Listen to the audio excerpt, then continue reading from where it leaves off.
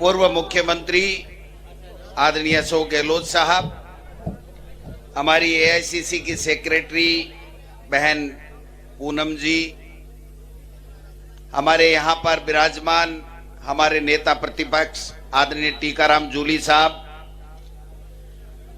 लोकसभा के अंदर पूरे प्रदेश की और दौसा लोकसभा की आवाज बुलंद करने वाले नेता मुरारी मीना जी, आपके लोकप्रिय सांसद, और हमारे हीरो भाई डीसी।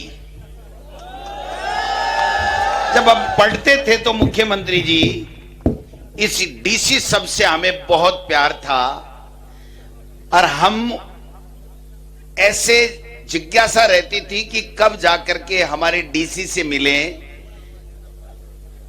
अब उस टाइम तो हम डीसी से नहीं मिल पाए, लेकिन आज दौसा में हमारे भाई डीसी से मिल रहे हैं, क्योंकि जब डिस्ट्रिक्ट कलेक्टर को डीसी कहते थे, आज भी डिस्ट्रिक्ट कलेक्टर को डीसी कहते हैं। जब बच्चे थे तो डिस्ट्रिक्ट कलेक्टर से नहीं मिल पाए, लेकिन आज कांग्रेस पार्टी हाईकमान ने हमें दौसा के डिस्ट्रिक्ट कलेक्टर डीसी बैरवा से मिलने का मौका। मैं धन्यवाद देना चाहता हूं आप सब लोगों का। ओ भाई बैठ जाओ नेताजी, बैठ जाओ। ज्ञान देने वाले इस देश में बहुत है, हर तीसरा व्यक्ति ज्ञान देता रहता है।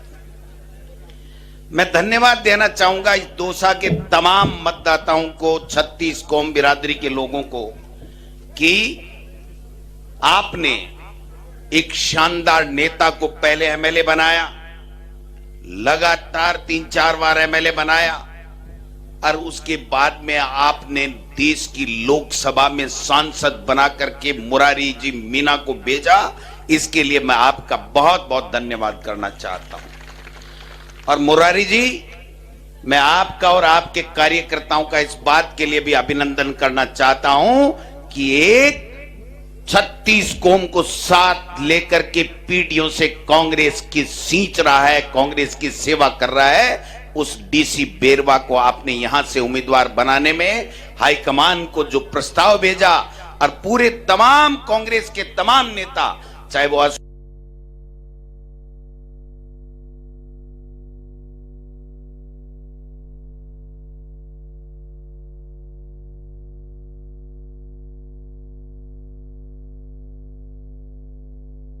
गहलोत जी हो, चाहे सचिन पायलट जी हो, चाहे भंवर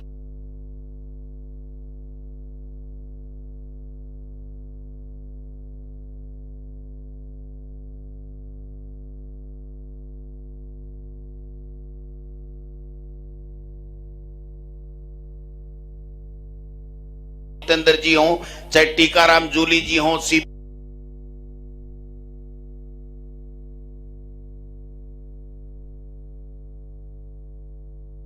जोशी जी हो, रघु जी हो, रफीक जी हो,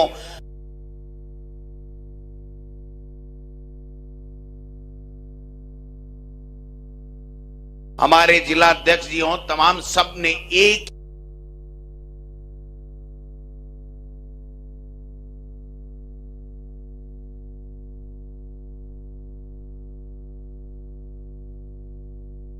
आवाज, एक शब्द में कहा कि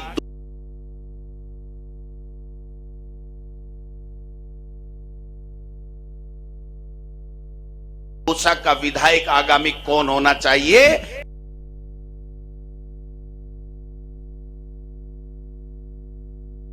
सबकी एक ही आवाज थी कि डीसी बैरवा होना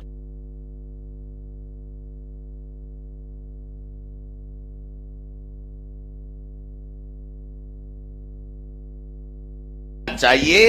इसलिए मैं अग्रिम शुभकामनाएं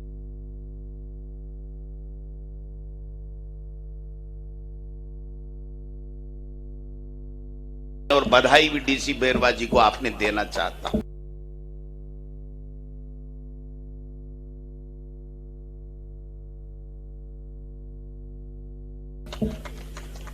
आपके सामने उम्मीदवार,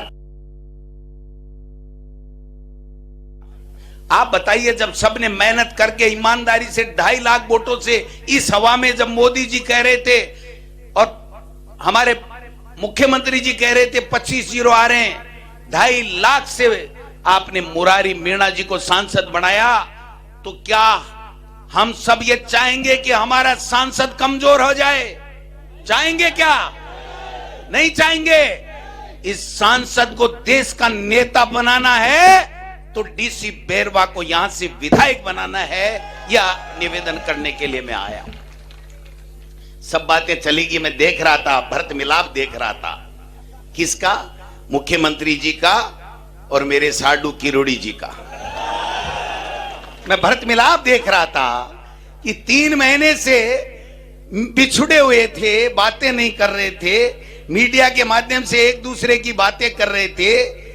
तो मैं देख रहा था कि आज मुख्यमंत्री जी की बड़ाई भी कर रहे हैं और किरोड़ी जी मुस्कुरा मुस्कुरा के उनका अभिनंदन भी कर रहे हैं। अरे किरोड़ी जी, ये वही मुख्यमंत्री जी है जिसको पटकने के लिए 3 महीने से अनशन लिए बैठे थे आप इस्तीफे का।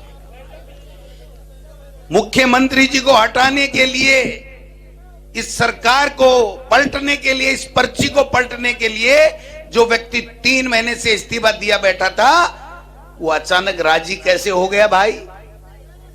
बस इतनी सी बात थी। ये ठीक नहीं है, लोकतंत्र के लिए ठीक नहीं है। मैं इतना निवेदन करना चाहता हूं कि जब नेता बन जाए, विधायक बन जाए, एमपी बन जाए, मंत्री बन जाए, मुख्यमंत्री बन जाए, तो उसकी बात में सच्चाई होनी चाहिए, क्योंकि वो जनता का जनप्रतिनिधि है, प्रतिनिधित्व करता है। उसको अपना मोह त्यागना पड़ेगा, अपना स्वार्थ त्यागना पड़ेगा, भाईवाद त्यागना पड़ेगा। मैं धन्यवाद देना चाहता हूं इस शख्स को। मैंने पहले कहा, मैंने तो ऐसे ही समझा था कि मैं क्यों, नेताओं में जो होती है ना कलाबाजी, वो मुरारी जी खेल रहे हैं। आखिरी में ये धीरे सी मेरे कान में और गहलोत जी के और पायलट साहब के कान में कहेंगे कि साहब वो क्या है देख लीजिए। तो हम उस देख लीजिए का इंतजार करते ही रह गए। मैं धन्यवाद देना चाहता हूं, आप बात के खरे उतरे, आप बात के धनी व्यक्ति हैं। ऐसे व्यक्ति को और मजबूत करने की आवश्यकता है। मैं आपको विश्वास दिला के जा रहा हूं, न इनको आपकी बिजली की चिंता है, न बिजली का बिल वापस आने लग गया है, न आपके खाद की चिंता है, न पानी की चिंता है, न सड़क की चिंता है। इनको किसी की चिंता नहीं है, इनको चिंता है अपनी और अपने स्वार्थ की पूर्ति के लिए। मुख्यमंत्री जी, मैं एक सवाल यहां से पूछना चाहता हूं आपसे। आपने 2 दिन पहले, जब आचार संहिता लगी उससे 2 दिन पहले कुछ स्थानांतरण किए थे, यहां से किए थे कि नहीं किए थे? वो मुख्यमंत्री जी के इशारे के ऊपर बैन के अंदर कोई ट्रांसफर हो सकते हैं क्या? जब बैन था तो मुख्यमंत्री जी प्रशासनिक सुधार विभाग के मुखिया हैं, वो मंत्री हैं, उनके पास से फाइल यस होकर के गई और वो ट्रांसफर हुआ। इसका मतलब ये था कि उस दिन तक जगनमोहन मीणा, उनके दिमाग में कोई उम्मीदवार यहां से नहीं था। ठुडिया टिका के ऊपर से ले आए, तो अब आप ठुडिया टिकाने का काम उनका कर देना। ये इनकी आपस की लड़ाई है। इस लड़ाई में हमको दिमाग लगाने की आवश्यकता है कि ये चाहते क्या हैं। अगर ये प्रदेश के हित की कोई बात करते, कानून व्यवस्था ठीक करने की बात करते, किसान की बात करते, बेरोजगार की बात करते, नौकरियों की बात करते, तो हम मानते कि आप 6 महीने से ये काम कर रहे हो, 9 महीने से आप काम कर रहे हो। लेकिन इन्होंने लड़ाई के अलावा किया क्या? रघु जी सही कह रहे थे कि सुबह नाश्ता करके हेलीकॉप्टर में बैठो, भ्रमण करो, भाषण ठोको और प्रदेश के लोगों को भ्रमित करो। इसके अलावा मुख्यमंत्री जी एक काम गिना दें तो आप जो कहो सो मैं करने को तैयार हूं। ईआरसीबी रट लगाए बैठे हैं। ये शख्स बैठा आपके सामने, 10,000 करोड़ रुपए ईआरसीबी के जब सेंटर ने मना कर दिया तो अशोक गहलोत जी ने स्वीकृत किए और ईसरदा बांध के लिए आपके दोसा के लिए 6,000 करोड़ रुपए का काम चल रहा कि नहीं चल रहा? ये किरोड़ी जी कृषि मंत्री हैं, एक ढीले का काम कराया तो बता दीजिए। ऐसा ही भर्ती निरस्त करो में 2.5 महीने निकाल दिए और कल भर्त मिलाप कर लिया, तो ऐसा ही भर्ती का क्या होगा भाई? बताओ तो सही। उन बेरोजगारों को आपने 3 महीने तक मूर्ख बनाने का काम क्यों किया? क्या आपकी मांग जायज है? क्या आपने मुख्यमंत्री जी से मिल लिए? तो आप बता दीजिए कि मुख्यमंत्री जी और आप दोनों क्या फैसला कर रहे हो। कोई फैसला नहीं। मतलब की बात एक ही है कि जब अपना स्वार्थ सिद्ध होता है तो आपकी तरफ ये लोग देखते भी नहीं हैं। अरे भाई कट्ठे मुआओ गा नमिया तो बताओ मैंने अरे भाई महुआ में भी यही, दौसा में भी यही, सवाई माधोपुर में भी यही। तो मुख्यमंत्री जी चाहे थारी टिकट में नहीं चली लेकिन आखिरी खतरो तो था कोई है। किरोड़ी जी एक बार ठान लेते हैं तो वो उससे पीछे नहीं हटते, ये मैं जानता हूं क्योंकि मेरे साडू हैं। उन्होंने तय कर रखा है इस दिल्ली से आई पर्ची को बदलना है।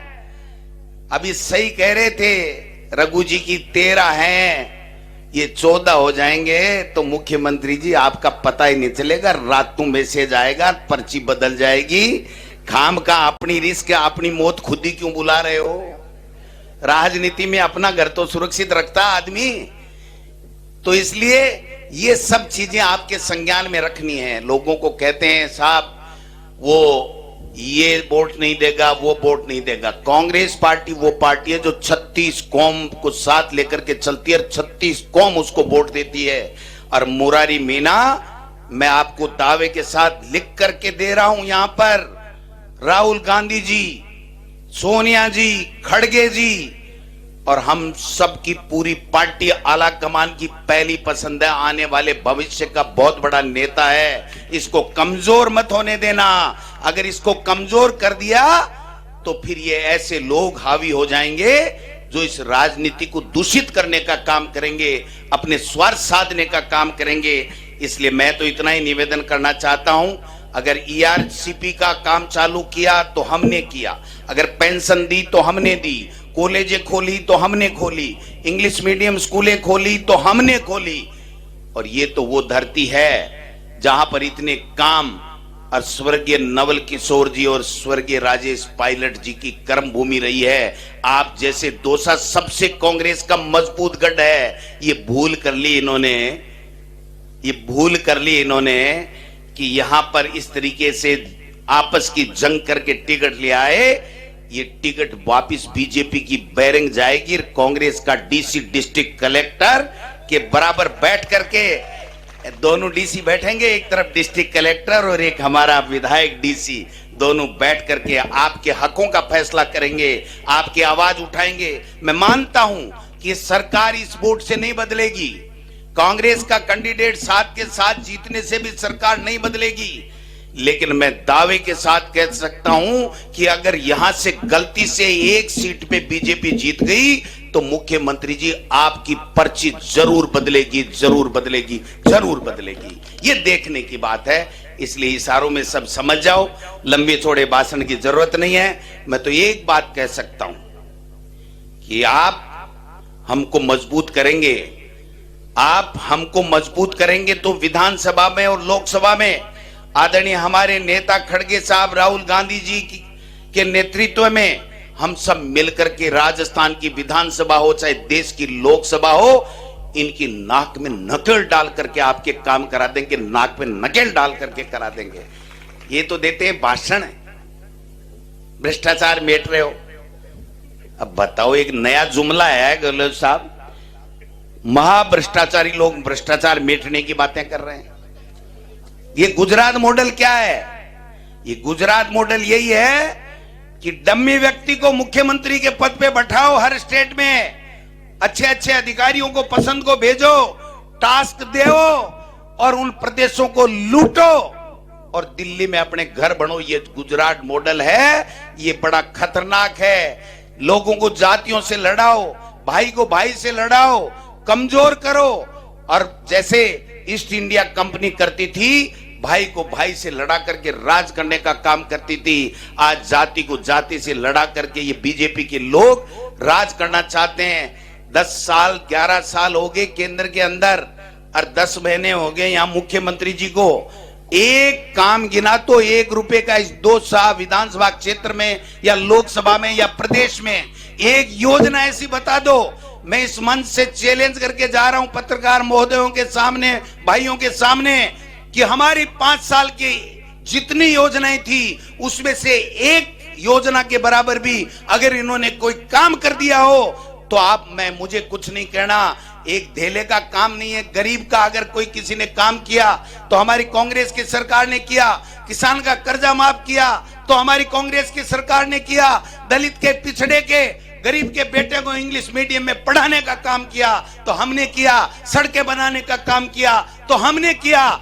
इन्होंने तो आपस में नुक्ताचीनी की, एक दूसरे को नीचे दिखाने की नुक्ताचीनी की। इसलिए भाइयों, कांग्रेस के कार्यकर्ताओं से मैं निवेदन करना चाहता हूं, ये राजस्थान के अंदर एक इतिहास बनेगा। युगों युगों तक लोग बात करेंगे कि दौसा के वो लोग, 36 कौम के लोग जिन्होंने एक गरीब और सच्चे इंसान को एमएलए बनाने का काम किया और उस व्यक्ति को एमएलए बनाया जो धरती से नीचे उठकर। मुझे कोई कह रहा था, साहब देखो आपके कैंडिडेट जो है वो टिकट से पहले ही कह रहे हैं कि साहब हमें जनता की सेवा करनी है। मैंने कहा यही तो मैं कहना चाहता हूं, यही तो हमारे कैंडिडेट में खुशी है, खूबी है कि टिकट मिले ना मिले, किसको मिले, लेकिन वो जनता के बीच में रहकर के जनता की सेवा करना चाहते हैं। और जो बीजेपी को टिकटें मिले हैं, एक व्यक्ति का बयान बता दो टिकट मिलने से पहले, अगर कोई जनता की बात की हो तो मुझे आप बता देना। इसलिए माताओं बहनों देख लेना, जो किरोड़ी जी ने कहा है ना कि पत्थर फोड़ने वाले का नंबर अब आना चाहिए, तो ये डीसी बैरवा वो पत्थर फोड़ने वाला गरीब का बेटा है, इसका नंबर अब आना चाहिए। उसकी मजबूरी होगी, भाई के खिलाफ नहीं बोल पाए, लेकिन अगर किरोड़ी जी ने आत्मा से बोला है कि हमने बहुत मलाइयां खा ली है, मुरारी जी ने भी और सबने खा ली है, नमो नारायण ने भी खा ली है और रामकेश ने भी खा ली है, तो भाई जगमोहन जी ने भी अधिकारी रह करके बहुत मलाई खा ली। अब तो डीसी का नंबर आना चाहिए कि नहीं आना चाहिए? आना चाहिए। तो मैं 2 बजे उड़ना है। गहलोत साहब पूरी योजनाओं के बारे में, सब चीजें देश के बारे में, दुनिया में कैसे हो रहा है, मोदी जी क्या कर रहे हैं, वो सब बता देंगे। मैं तो देशी आदमी हूं। 11 मोरिया बुला दिया आने थे लोकसभा में, 11 मोरिया बुलाया लोकसभा में, तो भाई जी आदमी के आंख आगे हुए और आगे बीजेपी वाला के गुद्दी में भी आंख होगी के यहाँ हो सके। तो एक निवेदन और करूंगा, आखिरी में एक बात आपसे चाहूंगा कि आपके इस डीसी को यहां के दौसा के डीसी के बराबर बैठा देना। यही अपील करने के लिए आप सब कांग्रेस कार्यकर्ताओं के सामने आया हूं। धन्यवाद। जय हिंद, जय भारत, जय कांग्रेस। बहुत बहुत धन्यवाद। सब कुछ दी दो राके मारी लागे मारो तेजल सुपर डुपर